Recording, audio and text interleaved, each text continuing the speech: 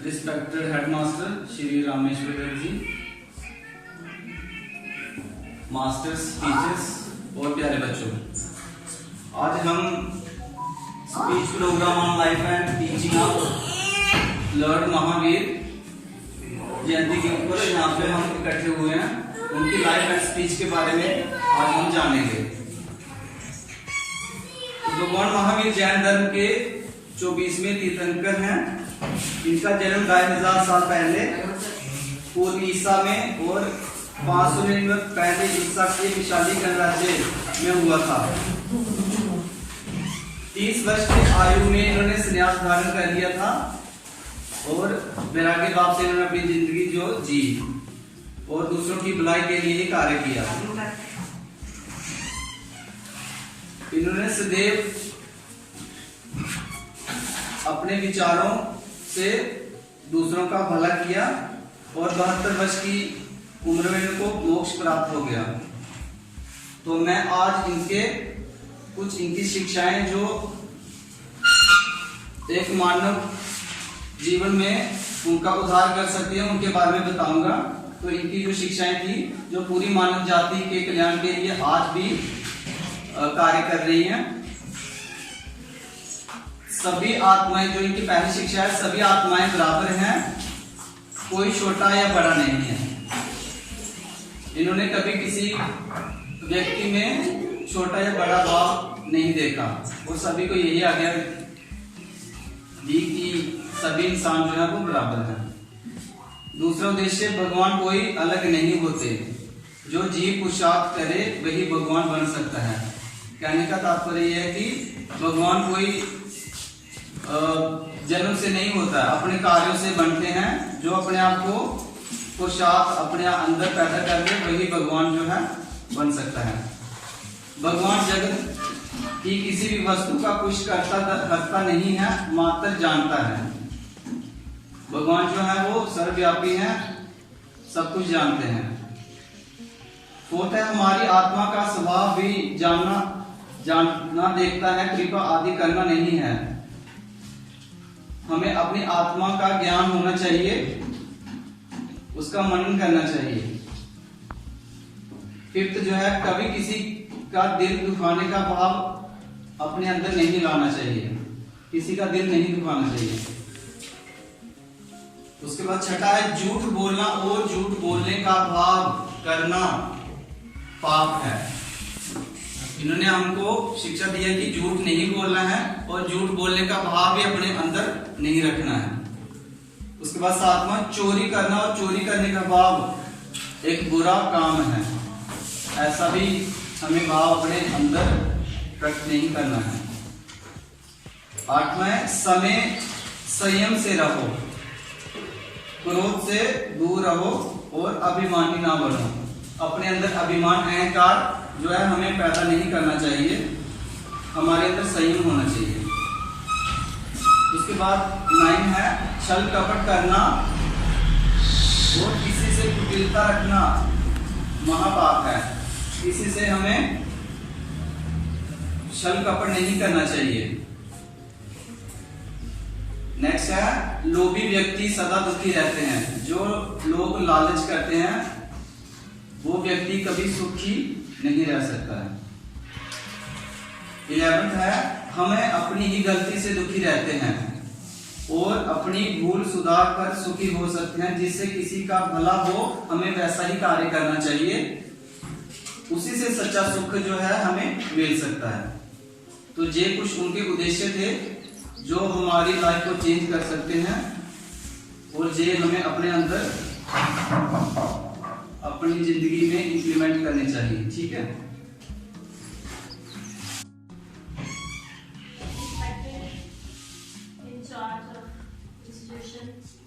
Masters, teachers, and my dear students. First of all, warm good morning to all of you. आप सभी को पता है कि आज हम महावीर जयंती के लिए वहाँ इकट्ठे हुए हैं। महावीर जयंती, तो आज महावीर जी की जयंती है। उनका अगर देखें हम तो चैत्र मास की जो 13 ऋषि की तिथि होती है, ये इस बार 14 अप्रैल को थी, तो उस दिन इनका जन्मदिन था, लेकिन ओकेशन की वजह से ये आज हम सेलिब्रेट कर रहे हैं। तो ये महावीर जो है, ये जैन धर्म में इनको भगवान माना जाता है। जैसे हमारे हिंदुओं में है, उनके अपने भगवान, तो जैन धर्म में महावीर को भगवान माना जाता है। इनके जो भी सिद्धांत थे, जो असूल थे, ये अभी आपको तशील सर ने सारे बताए, ठीक है। ये सबको समानता देते थे कि सारे जो इंसान हैं ये बराबर हैं। ये अहिंसा के पुजारी थे। ये समझते थे कि अगर किसी को जो मुझे फील होता है वो सभी को होता है। जैसे मुझे हमेशा कैसा लगता है कि सभी मेरे साथ अच्छा व्यवहार करें, मेरे पे कोई जुल्म ना करे, इसी तरह सारे जो प्राणी हैं वो भी ऐसा ही। तो उन्होंने अहिंसा के खिलाफ वो किया कि सारे लोग प्रेम से रहें, पशुओं के प्रति प्यार दिखाएं, जिस तरह। तो अब मैं अक्षय सर को बोलूंगा कि वो मंच पर आए और अपने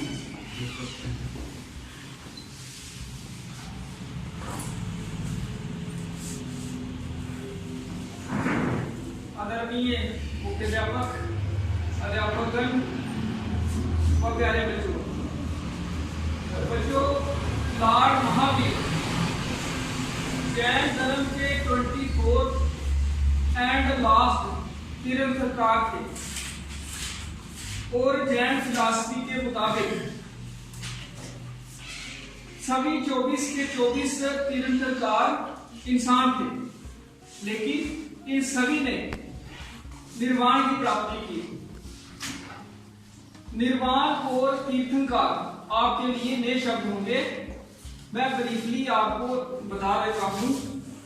निर्वाण मतलब मोक्ष या मुक्ति, इंग्लिश में इसको लिबरेशन भी कहते हैं। मुक्ति मतलब मुक्त हो जाना, मुक्त होना मतलब आजाद हो जाना, और ये आजादी आध्यात्मिक होती है। धार्मिक ग्रंथों में लिखा है और धर्मगुरु कहते हैं कि जो व्यक्ति मुक्त हो जाता है, मोक्ष प्राप्ति कर लेता है या निर्वाण प्राप्ति कर लेता है, वो जन्म और मृत्यु के चक्रों से मुक्त हो जाता है और उसकी आत्मा एक अनंत शांति, अनंत सुख और हर्ष का अनुभव करती है। और इस निर्वाण की प्राप्ति का साधन तपस्या, ध्यान और अक्षय कर्म को माना जाता है। और जो व्यक्ति निर्वाण को प्राप्त कर लेता है उसी को जैन फिलॉसफी में तीर्थंकर कहा जाता है। हालांकि ये आस्था का विषय है और आस्था की वैज्ञानिक पुष्टि संभव नहीं।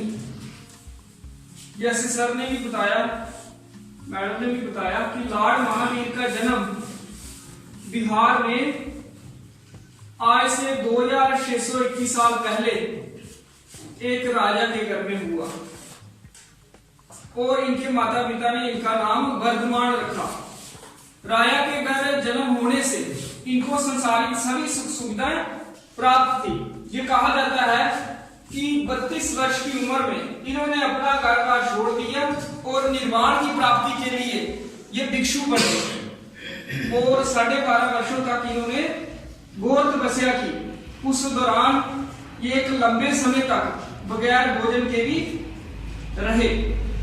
इतनी कठिन जिंदगी व्यतीत करने के बावजूद ये हमेशा शांत और खुश रहते थे, इसलिए इनको महावीर कहा जाता है कि उसी दौरान इनकी आध्यात्मिक शक्तियां पूरी तरह से विकसित हो गई और उसके बाद ये लगभग 30 वर्षों तक नंगे पांव रहे और इन्होंने पूरे भारत का भ्रमण कर लोगों को अध्यात्म की शिक्षा दी। इनकी शिक्षा में प्रमुख तौर पर 5 प्रतिज्ञाएं हैं और 3 रतन हैं। इनकी प्रतिज्ञाओं में नंबर 1 है truth, number 2 non violence, number 3 non stealing, number 4 non attachment, number 5 control over desires and senses, और जो 3 रत्न है उसमें नंबर 1 है right perception, number 2 right knowledge, और नंबर 3 राइट कंडक्ट। सबसे पहले ट्रूथ, मतलब हमें सच बोलना चाहिए और सच का साथ देना चाहिए। नंबर 2 नॉन वायलेंस मीन्स हमें अहिंसा के मार्ग पर चलना चाहिए, कभी किसी पर हाथ नहीं उठाना चाहिए। नंबर 3 नॉन स्टीलिंग, मतलब हमें कभी कोई चीज नहीं चुरानी चाहिए और कोई बात नहीं छुपानी चाहिए। नंबर 4 नॉन अटैचमेंट, मतलब हमें मोह माया से बचना है, कोई वस्तु या किसी इंसान पर ओवर डिपेंडेंट नहीं होना है, क्योंकि परिस्थिति कभी भी परिवर्तित हो सकती है और विपरीत हो सकती है। फॉर एग्जाम्पल अगर हम मकान की बात करें तो हमें अपने मकान के लिए मेरा मेरा नहीं कहना चाहिए और पड़ोसी के मकान को पराया नहीं समझना चाहिए। अगर पड़ोसी का मकान अच्छा बना है, अच्छा पेंट हुआ, अच्छी वाइट वॉशिंग हुई है या अच्छी टाइलें लगी हैं, अच्छा डिजाइन बना है, तो उसका फायदा यही होता है कि उसकी एस्थेटिक वैल्यू ज्यादा होती है। एस्थेटिक वैल्यू ज्यादा मतलब उसको देखकर हमें खुशी अनुभव होती है, और ये खुशी हम भी अनुभव कर सकते हैं, हम भी उसको देख सकते हैं, कोई मनाही नहीं है। इसके अलावा ज्यादातर लोगों ने मकान बाहर से ज्यादा सजाया होता है, जिसको पड़ोसी अच्छे से निभा सकता है, क्योंकि बाहर वाला डिजाइन घर के अंदर से नहीं दिखता। तो कहने का अर्थ है कि अगर पड़ोसी का मकान अच्छा है तो जितना उसको अच्छे मकान का लाभ है उतना ही हमें भी हो सकता है, अगर हम मोह माया से मुक्त हों, मोह माया में लिप्त नहीं। तो नंबर 5 जो प्रतिज्ञा है वो है control over desires and senses. Desires means इच्छाएं, हमें अपनी इच्छाएं नियंत्रित रखनी चाहिए। अगर हमारी इच्छाएं नियंत्रण में हो तो हमारी रिसोर्स रिक्वायरमेंट में कमी आती है।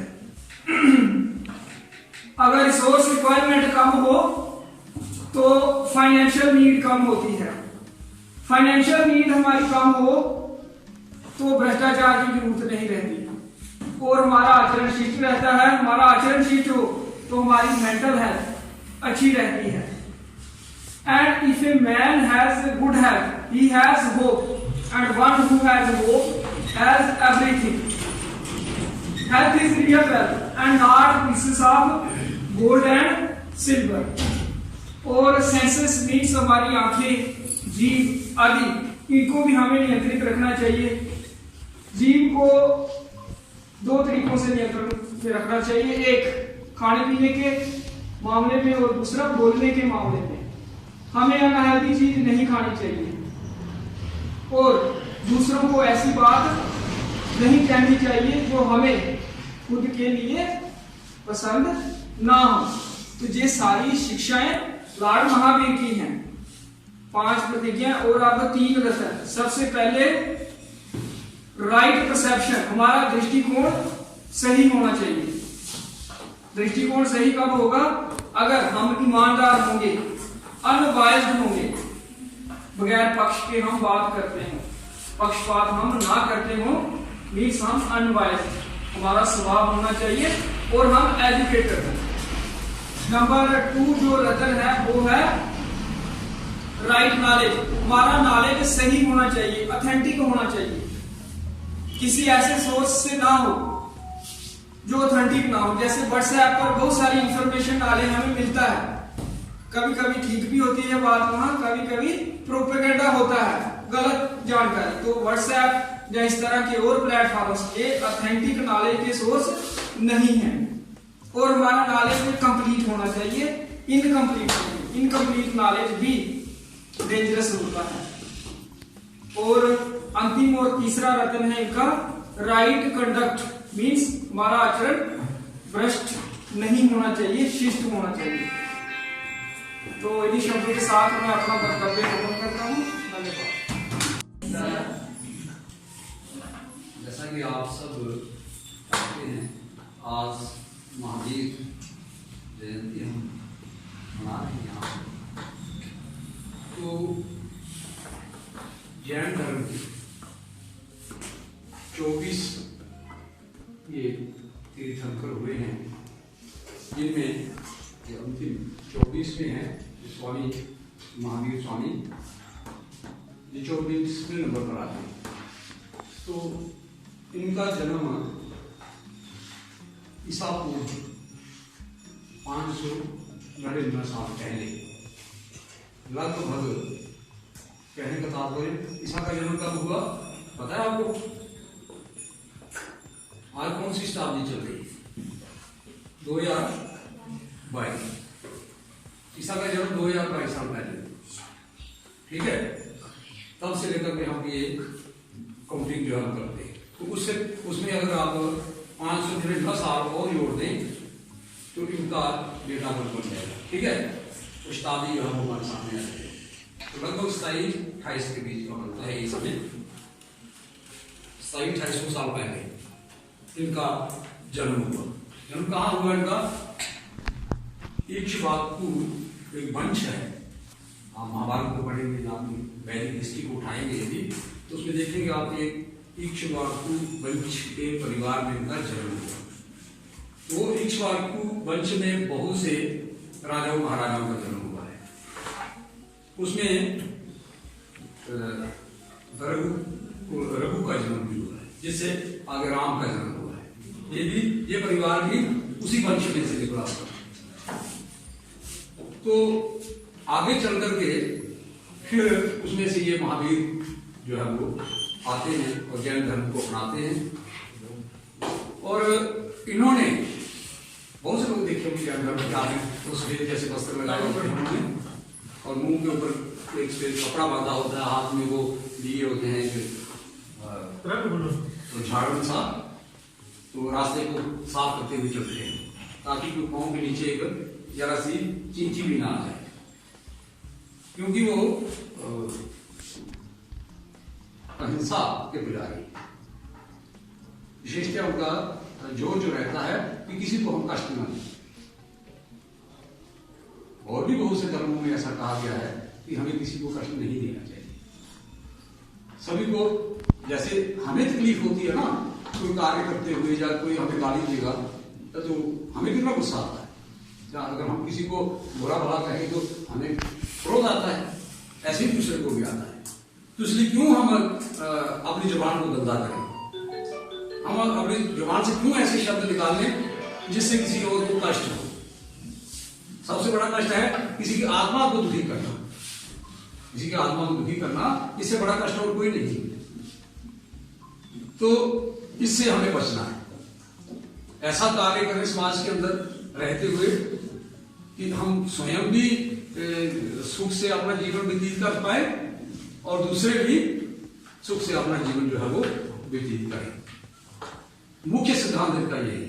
और जब हम ऐसा करते हैं तभी जाकर के हमें वो मोक्ष मुक्ति जिसकी आप बात कर रहे थे, वो निर्वाण, जैन धर्म में उसको निर्वाण बोलते हैं, हिंदू धर्म में उसको, इसमें सनातन में उसको मोक्ष बोलते हैं, और दूसरे में किसी में उसको मुक्ति भी कहा जाता है।